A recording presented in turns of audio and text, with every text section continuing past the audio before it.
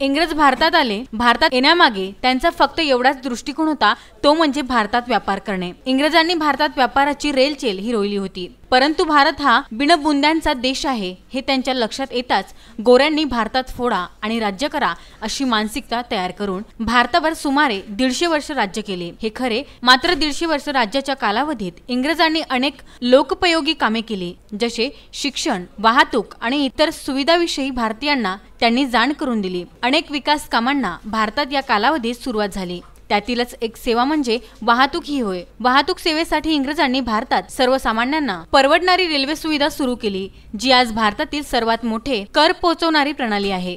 भारतात पहिली रेल्वेगाडी 1853 मध्ये सुरू करण्यात आली, जी मुंबई ते ठाणे धावली।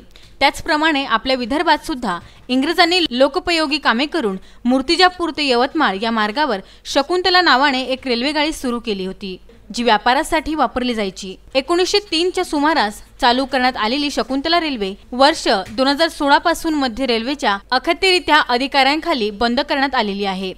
189 किलोमीटरच्या प्रवासात चालणारी शकुंतला अनेक प्रवासी तसेच व्यापाऱ्यांसाठी महत्त्वाची प्रवास सुविधा ठरायची, परंतु नुकत्याच मिळालेल्या वृत्तानुसार शकुंतला रेल्वेच्या प्रवास दरम्यान येणाऱ्या तोट्यामुळे शकुंतला रेल्वे आता इतिहास जमा होणार आहे। त्यामुळे शकुंतला भंगारात न जाता अशीच सेवेत राहावी अशी नागरिकांची इच्छा आहे, परंतु याकडे विदर्भातील राजकीय नेते किती जातीने लक्ष देतील यावर सर्वांच्या नजरा आहेत। VC न्यूज करता दर्यापूर येथून अमोल कंटाळे यांचा वृत्तांत।